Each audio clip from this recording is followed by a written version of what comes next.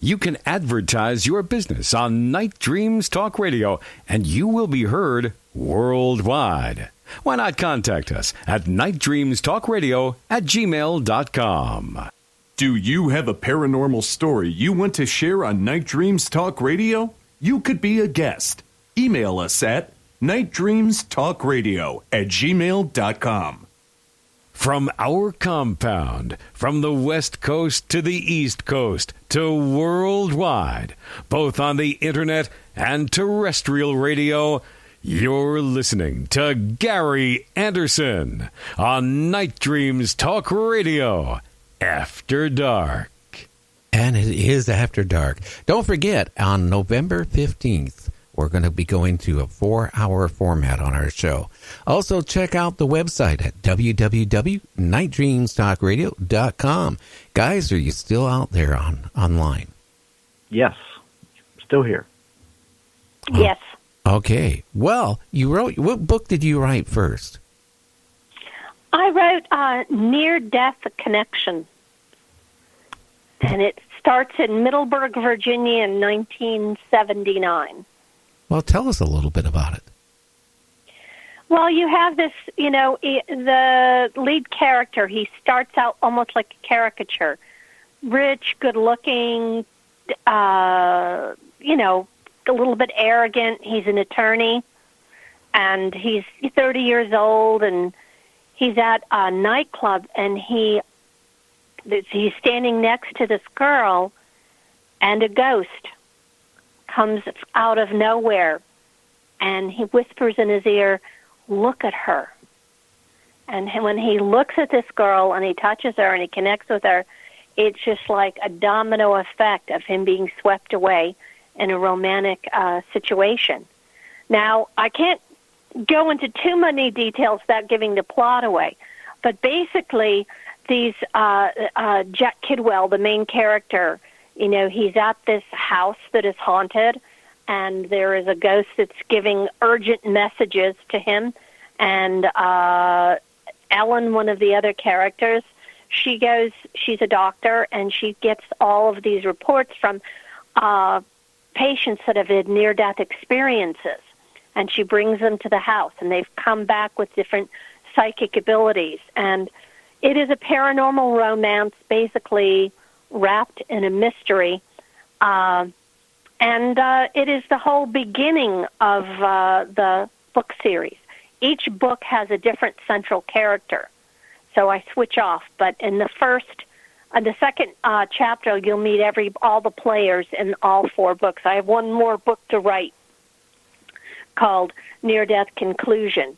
But it takes you, from 1979, and we go into the 90s. So it's a real saga and a lot of action. And one of the things I want to say is that this gave me an outlet for my paranormal experiences.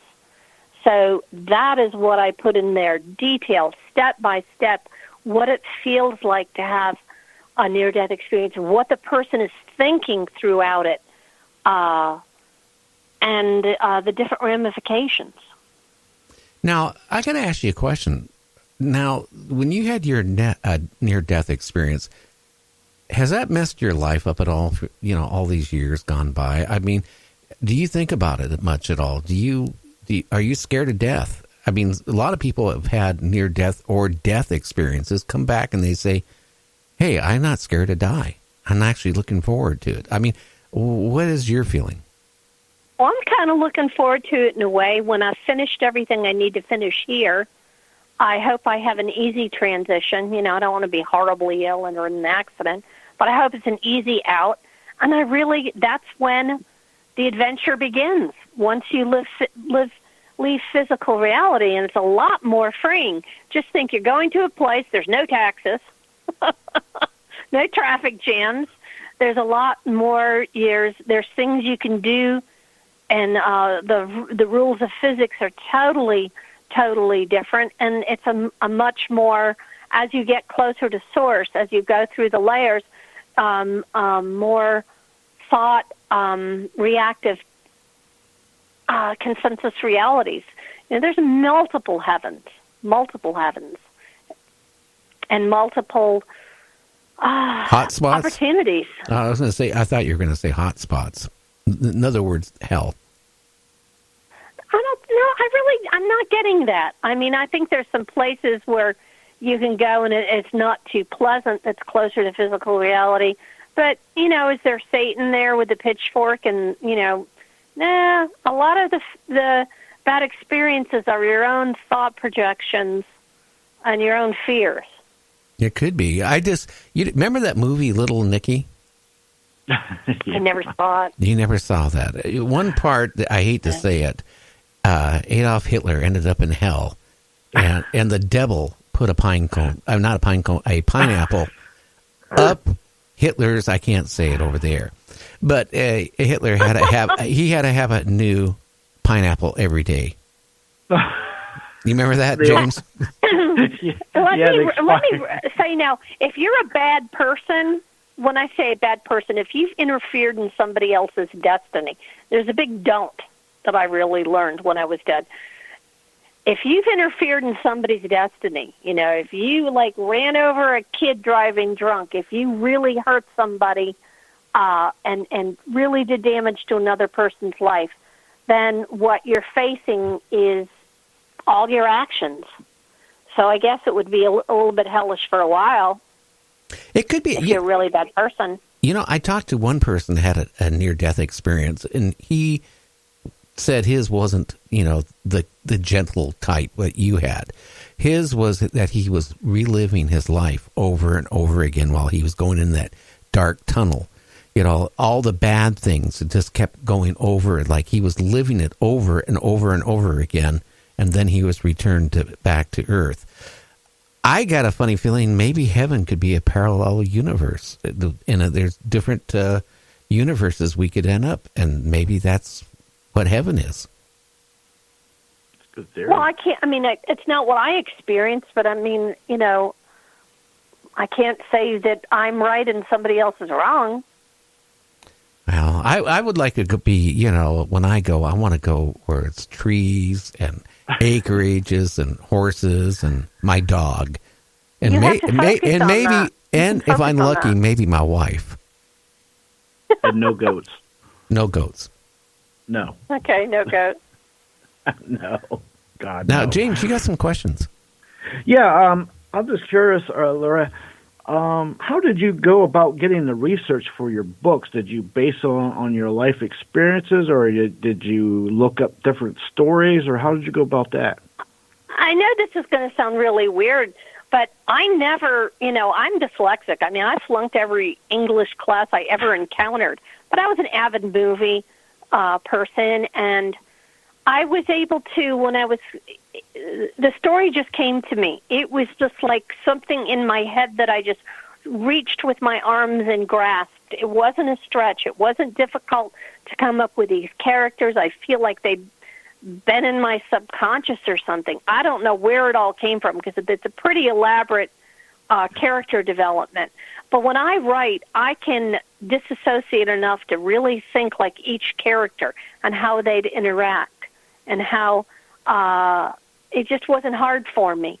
The actual English and the sentence structure, I'd struggle with, but there's editors and spell check. But these stories just tumbled out of me. But I was able to take my real paranormal first-person information, because I don't read other people's books, and just, each character got, I gave them something that I'd experienced or had knowledge of. So it was very cathartic for me to write this. Now, like in Throwaway Horses, my second book, I decided to take my character, Sharon, and she's going to tell the terrible, awful thing that she did when she was young, was she got trapped in this haunted horse slaughterhouse, and I was able to take my love of horses and really make a statement against, horse slaughter. So that was kind of something I really wanted to write about.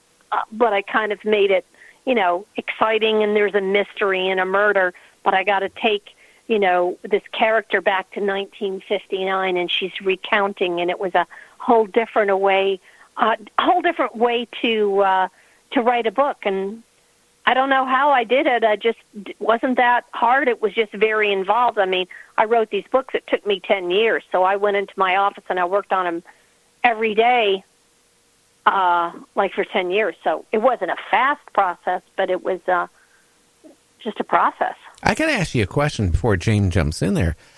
I've had authors on the show that they have wrote like a 300-page book in a week and a half. How could anybody put out a quality book that other people would like in a week and a half? I can't see it. I mean, well, that's a talent I don't have. I don't know how unless they had the story brewing, it still took me a long time. I mean, I went over my stuff and went over it. And my horse used to stand right at my office window next to me as I was typing because I let him, mow the lawn right around my house. Ah, you didn't have to get out there and use the lawnmower. You cheated like I did with the goat. I did. He ate the grass and fertilized. Oh, yeah. Wow. But I don't know. I mean, I'm not that type of a writer that could just, write a story in like a week and a half. But my novels are 500 pages a piece, so and they're fairly complex. So it took me a lot of years, but I don't know where the stories came from. I mean, if you had talked to me when I was a sixth grader, I never would have thought of being a writer or a filmmaker, and I've done both. So now you mentioned filmmaking. What have you done in filmmaking? Well, after I wrote all of the books, and I had been on TV, did My Ghost Story, and did radio shows, I wanted to do something fun because I'd been kind of home by myself for 10 years. So I decided to write a zombie comedy and kind of do some social commentary about big pharmaceuticals that caused the pandemic.